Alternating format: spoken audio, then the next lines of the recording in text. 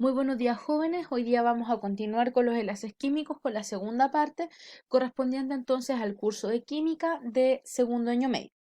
Para esto entonces el objetivo del día de hoy va a ser identificar el enlace covalente con la electronegatividad, de los átomos y con su estructura de Lewis. Para esto entonces vamos a hacer un leve recordatorio donde los enlaces químicos podemos encontrar tres tipos, que vendría siendo el enlace iónico, que se genera entre un no metal y un metal. El enlace metálico, que se genera solamente con átomos metálicos, valga la redundancia, y el enlace covalente. Por lo tanto, el día de hoy lo que nosotros vamos a hacer entonces es hablar acerca de los tipos de enlace covalente. Para esto, el enlace covalente es un tipo de enlace en que los átomos enlazantes comparten dichos electrones para alcanzar lo que usted conoce como la estabilidad. Para esto entonces se cumple lo que usted conoce también, la regla del octeto. En el caso del carbono se encuentra en el grupo 4A, por lo tanto tiene 4 electrones de valencia. 1, 2, 3, 4. Y para llegar, en este caso, a la estabilidad, necesita 4 electrones más para llegar a tener 8. Por otro lado, el hidrógeno posee solamente un electrón de valencia, puesto que se encuentra en el grupo 1A. Ante esto, el hidrógeno cumple con la regla del dueto, por lo tanto necesita solamente 2 electrones para llegar a la estabilidad. Por lo tanto, en torno al carbono podemos colocar 4 hidrógenos y ante esto, muchachos, si se dan cuenta, el carbono va a poseer 8 electrones de valencia y el hidrógeno va a poseer 2. Por lo tanto, todos estos átomos alcanzan lo que usted conoce como la estabilidad. Por otro lado, muchachos, nosotros podemos decir que la formación de un enlace covalente se va a dar con elementos que tienen una similar electronegatividad, es decir, su variación no es tan grande y por ende el enlace covalente se va a generar entre un metal más otro no metal. Ahora, el enlace covalente y la estructura de Lewis. Se realiza la estructura de Lewis de cada elemento sin compartir electrones y luego los electrones enlazantes se unen mediante una línea. Por lo tanto, inicialmente tenemos el hidrógeno, que está, como ya dijimos, en el grupo 1A y posee solamente un electrón. ¿Por qué lo coloqué con X? Más que nada para diferenciar, ¿ya? El cloro se encuentra en el grupo 7A, por lo tanto posee 7 electrones de valencia. 1, 2, 3, 4, 5, 6, 7. Se realiza de manera individual. Luego de eso, nosotros vamos a que los dos electrones enlazantes los dos electrones enlazantes que posee cada elemento tienen que estarse mirando. Por lo tanto, simplemente nosotros trazamos una línea y ahí tenemos entonces, chiquillos, la estructura de Lewis para un enlace covalente. Sin embargo, la estructura de Lewis aquí se complejiza un poco más que lo que vimos en el enlace iónico, puesto que aquí pueden participar dos átomos, no pueden participar solamente dos átomos, sino que muchos más, como por ejemplo el siguiente.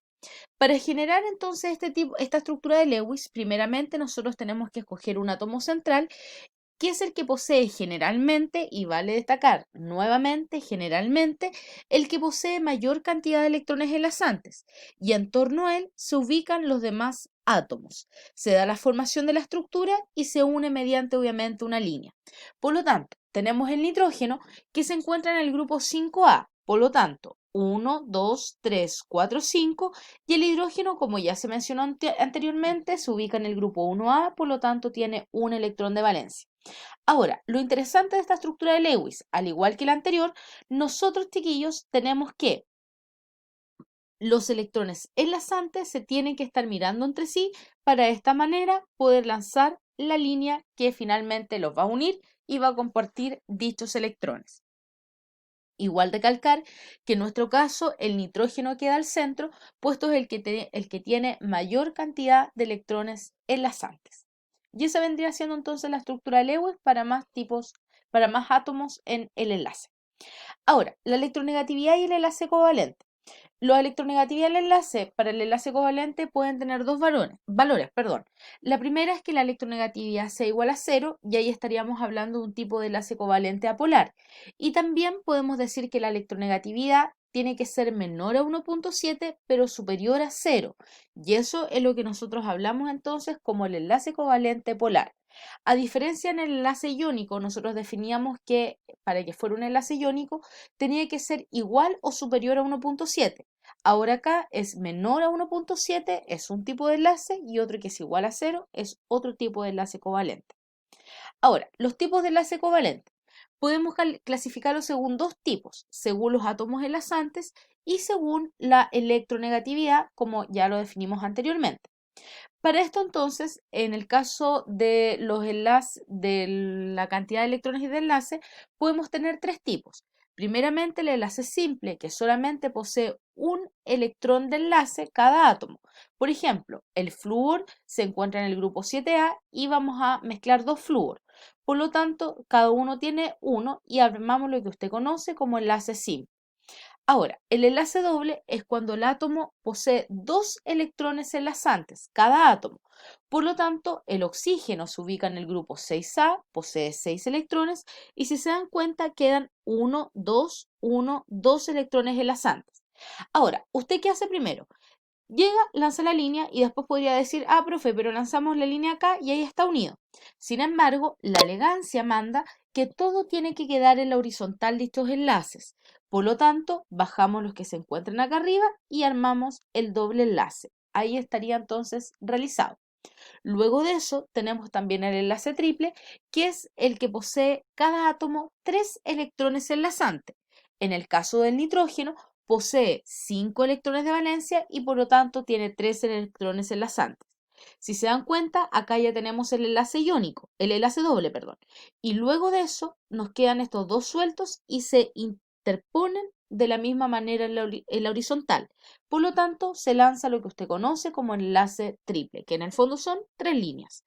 Ahora, vale destacar también lo siguiente con el enlace triple. ¿Se acuerdan que cuando explicamos en las clases anteriores cómo se armaba la estructura de Lewis, nosotros decíamos que por cada cuadrante solamente podían haber dos electrones? Sin embargo, la excepción a dicha regla vendría siendo el enlace triple, que es en la única oportunidad donde nosotros podemos colocar tres electrones en un costado. ¿Ya?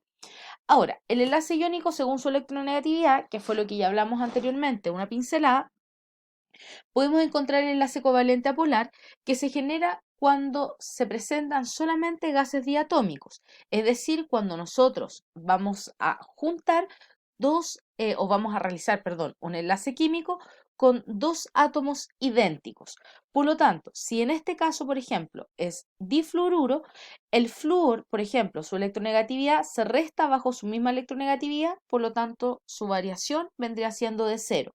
Cada vez que átomos que se mezclen sean idénticos, siempre van a ser enlaces covalentes apolares, puesto que en este caso, muchachos, insisto, su variación, perdón, de electronegatividad va a ser igual a cero. Ahora, el enlace covalente polar, nosotros podemos señalar que acá ya no tienen que ser los átomos iguales, sino que al contrario, tienen que ser átomos con distintos valores de electronegatividad, pero siempre y cuando de menor a 1.7 y mayor a 0.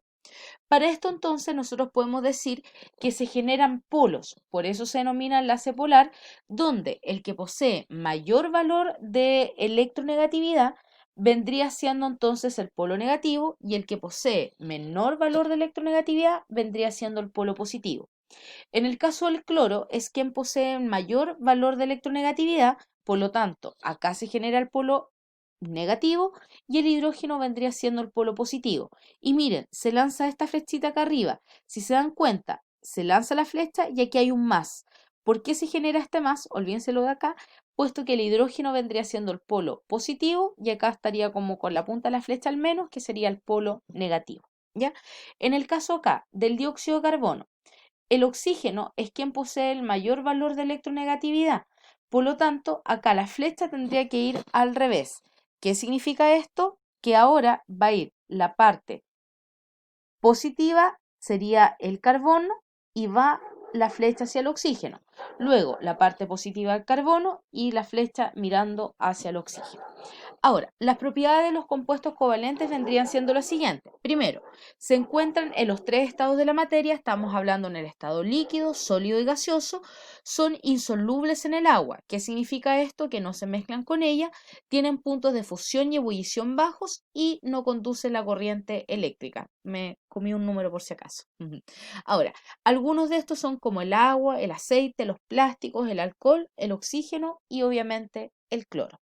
Ahora muchachos, esperando entonces que se encuentren muy bien, que puedan desarrollar también las actividades propuestas en el Siscol, las cuales si quedan algunas dudas las revisaremos de manera virtual la próxima semana por la plataforma Meet. Esperando entonces jóvenes que nos veamos virtualmente y que se encuentren muy bien.